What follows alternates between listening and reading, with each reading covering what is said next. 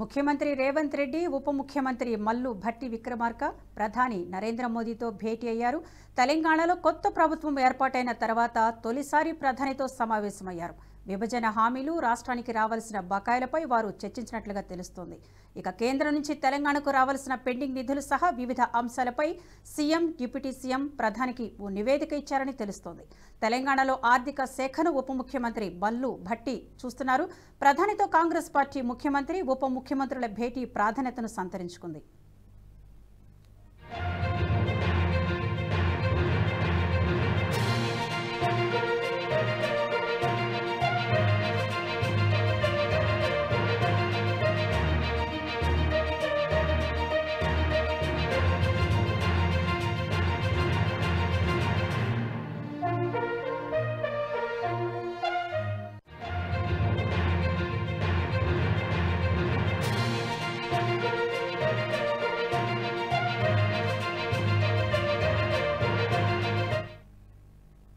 ముఖ్యమంత్రి రేవంత్ రెడ్డి, ఉప ముఖ్యమంత్రి మల్లు భట్టి విక్రమార్క ప్రధాని నరేంద్ర మోదీతో భేటీ అయ్యారు. తెలంగాణలో కొత్త ప్రభుత్వం ఏర్పాటైన తర్వాత తొలిసారి ప్రధానితో సమావేశమయ్యారు. విభజన హామీలు, రాష్ట్రానికి రావాల్సిన బకాయిలపై వారు చర్చించినట్లుగా తెలుస్తోంది. కేంద్రం నుంచి తెలంగాణకు రావాల్సిన పెండింగ్ నిధులు సహా వివిధ అంశాలపై సీఎం, డిప్యూటీ సీఎం ప్రధానికి ఓ నివేదిక ఇచ్చినట్లు కూడా తెలుస్తోంది. ఇక తెలంగాణలో ఆర్థిక శాఖను ఉప ముఖ్యమంత్రి మల్లు భట్టి చూస్తున్నారు. ప్రధానితో కాంగ్రెస్ పార్టీ ముఖ్యమంత్రి, ఉప ముఖ్యమంత్రుల భేటీ ప్రాధాన్యతను సంతరించుకుంది.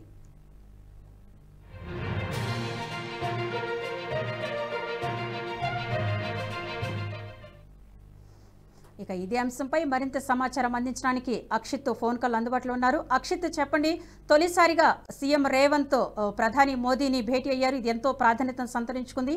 ఈ భేటీలో ఏ అంశాలు చర్చకు వచ్చాయి? విద్య చూస్తా ఉంటే ప్రధానితో అంటే రేవంత్ రెడ్డి ఇటు బట్టి విక్రమార్క ఇద్దరు అంటే ఉమ్మడిగా ఇద్దరు కలిసి ఒక భేటీలో పాల్గొన్నారు. దాదాపు ఒక అరగంట పాటు ఈ సమావేశం కొనసాగినట్టు తెలుస్తుంది. అంటే రాష్ట్రానికి సంబంధించినటువంటి గతంలో పెండింగ్ ఉన్నటువంటి ప్రాజెక్టులకు సంబంధించిన నిధులు కావచ్చు, లేకపోతే జిఎస్టీలో కొంతంలో ఆర్థిక మంత్రిగా పనిచేస్తున్నటువంటి హరీష్ చెప్పినట్టు కొన్ని నిధులు ఇంకా జిఎస్టీ తరఫున వచ్చేటి రాష్ట్రానికి ఉన్నాయి. వాటికి సంబంధించినటువంటి గురించి కూడా అడిగినట్టు తెలుస్తుంది. తర్వాత చూస్తా ఉంటే విభజనకు సంబంధించినటువంటి హామీలు అంటే ఆర్టీసీకి సంబంధించి ఉద్యోగాలకు సంబంధించినటువంటి అనేక ఇష్యూస్ విభజన హామీలలో ఉన్నాయి. వాటికి సంబంధించినటువంటి వివరాలు కూడా దానికి సంబంధించి తీర్చాలి అంటూ ఒక 20 అంశాలతో కూడినటువంటి వినతిని అక్కడ ప్రధాని ముందు ఉంచినట్టు తెలుస్తోంది. దీనికి సంబంధించి స్పెషల్ గా చూస్తా ఉంటే చాలా ప్రాజెక్టులను అంటే గతంలో చూసిన నీతి ఆయోగ్ చాలా ప్రాజెక్టులకు హామీ ఇచ్చినటువంటి పరిస్థితి ఉంది. ఆ హామీకి సంబంధించినటువంటి నిధులను ఇంతవరకు కేంద్రం నుంచి రాలేదు అనే ఒక ఆరోపణ ఉంది. దానికి సంబంధించినట్టు కూడా సీఎం రేవంత్ రెడ్డి అంటే మోడీ ముందు ఉంచినట్టు తెలుస్తోంది.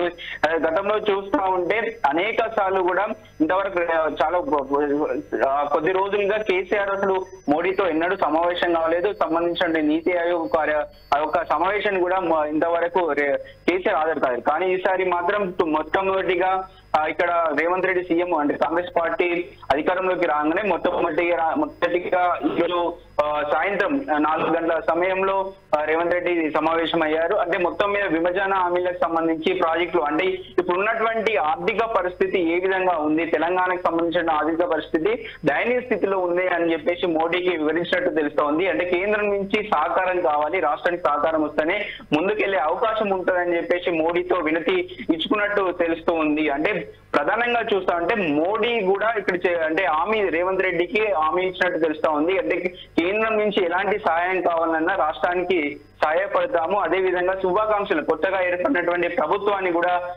విష్ చేసినట్టు తెలుస్తా ఉంది. విద్య, ప్రధానంగా మనం చూస్తే రాష్ట్ర ప్రభుత్వానికి రావాల్సిన బకాయిలపై ఏమైనా చర్చ జరిగిందా? అదే విధంగా చూస్తే హైదరాబాద్ మినహా మిగతా జిల్లాలు కూడా వెనుకబడి ఉన్నాయని తెలుస్తుంది. వీటికి సంబంధించి దీర్ఘకాలంగా పెండింగ్ లో కొన్ని ఉన్నాయి, అవి చర్చకు వచ్చే అవకాశం ఉందా?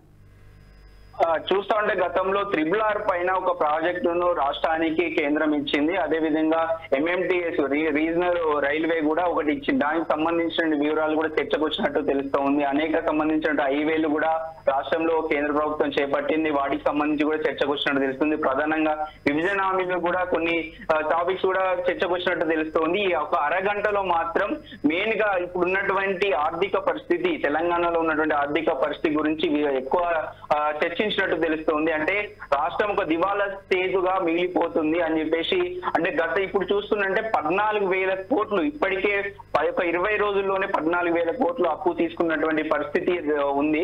దానికి సంబంధించి ఇలాంటి స్థితిలో ఉన్నటువంటి ప్రభుత్వానికి కంపల్సరీ కేంద్రం నుంచి సహాయం కావాలి, స్పెషల్ గ్రాంట్స్ కావాలని చెప్పేసి రేవంత్ రెడ్డి చెప్పినట్టు తెలుస్తుంది. విద్య. Thank you Akshit.